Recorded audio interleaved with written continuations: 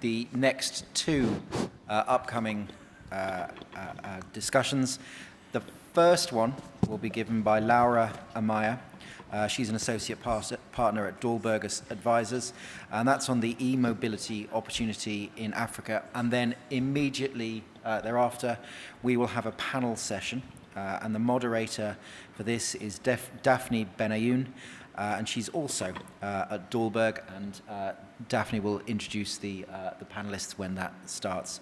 So first of all, Laura, over to you.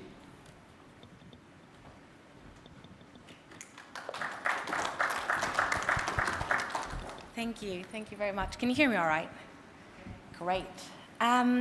So yes, my name is Laura Amaya, and I am delighted to kick us off in today's session.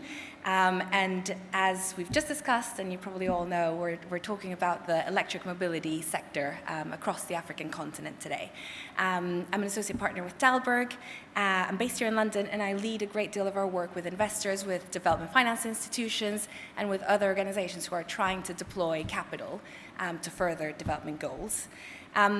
Today, I'll kick us off with a brief presentation that preps the ground for why we believe there's a strong investment opportunity for e-mobility in Africa. And this will leverage Dahlberg's research, which you can see on the screen, a report published this year in partnership with FMO, who is the Dutch development finance institution. And then we'll move on to a panel that will be moderated by Daphne Benayoun, my colleague.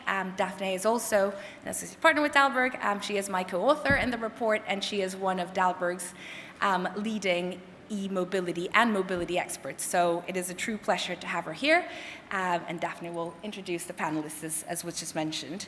Let me just start with a brief overview about electric mobility. What is electric mobility? Well, electric mobility is about, of course, the vehicles. So cars, motorcycles, bicycles, scooters, even boats, airborne vehicles like drones. But it's also about what goes behind those vehicles, right? So things like manufacturing, sales and marketing, finance, maintenance. And then it's also everything that powers e-mobility, infrastructure for both on and off-grid energy, energy production, energy distribution, and also charging networks that are necessary to power electric vehicles. And then there's everything on the other side, everything that enables e-mobility to exist beyond private ownership. So this is what is known as electric mobility as a service, or EMAS, and includes a variety of businesses and business models. So think ride-hailing apps, the Ubers of the world. Think about mass transit run by the public sector and governments. And then finally, e-mobility cannot exist without policy and regulation. And this includes monetary and non-monetary incentives for the use of electric mobility. So I think it's pretty complex. Hopefully we'll demystify it, and those of you that are in the space, I'm sure will be able to add to the conversation. Now, excitingly, e-mobility presents a really attractive investment opportunity across the African continent. In the 12 months leading up to February of this year, VC funding for e-mobility was upwards of 50 million, and that was just in 5 countries across the region. And there's also direct investment going into the electrification of things like buses and last-mile solutions within cities. And there's also additional financing support for the incubation and the testing of new business models. There's also a priority on developing electric infrastructure.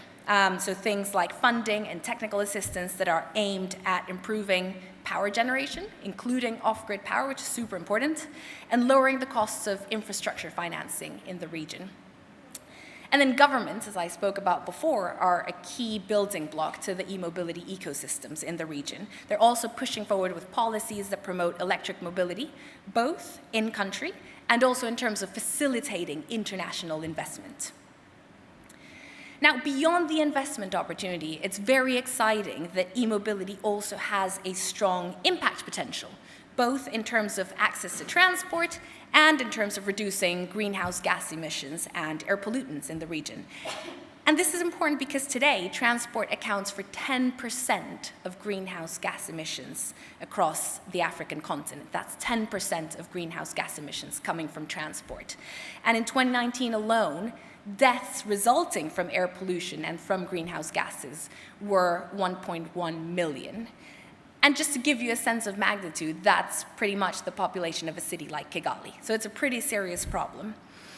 It's made all the more serious by the vehicle fleet, which increases with primarily outdated second-hand vehicles that are acquired from overseas largely. And so with electric vehicles, those emissions can be cut by more than half, we estimate, not to mention opportunities like job creation or economic growth. So it's a pretty exciting space, both in terms of investment opportunity and in terms of impact potential. And I'm sure our panelists and members of the audience will help add some color to that. Now, if we think about achieving mature e-mobility ecosystems, that requires a number of mutually reinforcing conditions to be in place. And there are 5. They don't need to be all present at the same time in a sequential order, but the presence of them makes for very robust ecosystems for electric mobility. The first one is access to inputs. So things like resources in terms of high quality raw processed manufactured inputs, so things like batteries and the components that are used to make batteries that bolster the value proposition for e-mobility. Second is access to capital and to energy infrastructure. And so in terms of capital, diverse funding ecosystems that have sufficient flows of concessional capital, of growth capital, and of working capital that can meet the needs of different enterprises. And some of the enterprises represented today will probably speak to that as well. And then in terms of energy, having a reliable energy infrastructure that is both on-grid and off-grid is critical to power e-mobility solutions, along with minimal subsidies for fossil fuels, such that the transition between traditional internal combustion engine vehicles and electric vehicles is achieved. Now, fourth, there is a market and the need for having an addressable consumer base that is large enough to support the transition, as I said, of a market from being nascent and very early stage, such as those that we see in some countries across the continent, to mature, such as what we see in other countries across the continent. And finally, as I talked about before, a conducive policy environment is critical. So this is not just a policy environment, but the policy environment that enables the business environment and is conducive to both electric vehicles, but also energy infrastructure. Now, what's the scene across Africa for these 5 conditions? I won't go through all of these in detail, but hopefully this gives you a bit of an overview of what it looks like in the region. The African continent has very rich mineral deposits, including some of the raw materials and inputs required for electric vehicles and for the components that go into electric vehicles. The investment ecosystem is growing, in particular with venture capital investing, but also across the board in terms of asset classes. Access to energy continues to become more widespread, and the last decade has seen a 35% increase. The market, as you all probably know better than we do, is obviously growing. There's a compound annual growth forecast of 15% in the regional market, and that's due to things like urbanization, economic growth, and also demographic growth. And then finally, over 10 governments in the region have adopted policy frameworks, things like reduced taxation for electric vehicles, incentives for electric vehicle ownership, and the rollout of electric public transport fleets. Adding a little bit more color, we see different countries in the region that are already building on existing enabling conditions and therefore have nascent to emerging ecosystems. Countries like Kenya, like Ghana, like Morocco, Uganda, to name a few, but there are others, already have viable both investment opportunities and they display the conditions for long-term growth. So that means that those investment opportunities are very promising. And in fact, today's panelists have a deep knowledge of these markets. And so I think that's something that is well worth staying for in the second part of the session and hearing from the panelists themselves how that is playing out. It all sounds pretty rosy. I hope I've made a strong case for why investing in e-mobility offers a promising value proposition.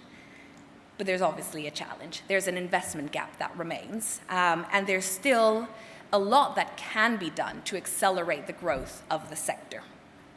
Financing issues are present across both the supply side and the demand side of capital. In terms of the supply side, there's a limited deal pipeline, and that's something that some of the panelists will also speak to today. And in terms of the demand side of capital, there's a lack of capital that is going into existing enterprises. So there's a clear mismatch. But what's behind these challenges is sort of the surface level. If we go one level back, for investors, the risk-return ratio tends to be fairly high compared to the entry barriers they need to address. And there's also an exacerbated limit in terms of available data that can help investors adequately gauge risk and adequately get a sense of the market potential. For companies, there is a lack of the right kind of financial products. So while there may be some financial products available, there might not be the right ones to meet the needs of enterprises at their point in their growth journey. And for those that do have access to financial products and for whom the financial products are actually the right fit, businesses often have difficulty meeting investor criteria. So think about things like having the right collateral for a loan or things along those lines. And there's also an additional layer behind this. Because of what I've just spoken about, very few investors want to take the first plunge, as it were. And this translates not just into limiting the types of capital that enterprises can access, but in terms of exit opportunities for those investors that are in the e-mobility market. And then there's also high operational costs. Things like deal sourcing, screening, due diligence is, of course, more expensive for investors operating in this space. This is made worse by the lack of robust regulatory frameworks that incentivize investors. So while I said there is movement, it's not sufficient, and there's a lot that can be done, and a lot that can be done to support governments to embrace these regulatory frameworks that foster the growth of electric mobility. In terms of companies, things like long cash-to-cash cycles, issues with liquidity, risks in terms of foreign exchange, particularly in the recent past and in the present, and in some cases, a lack of investment readiness from the enterprises themselves means that there's an added challenge. So it seems counterintuitive to say that investors can play a role in closing the investment gap, but we believe very strongly that they can, and as a matter of fact, they should. This is because different types of capital, when used in a complementary way, can work together to accelerate the growth of e-mobility ecosystems across the region.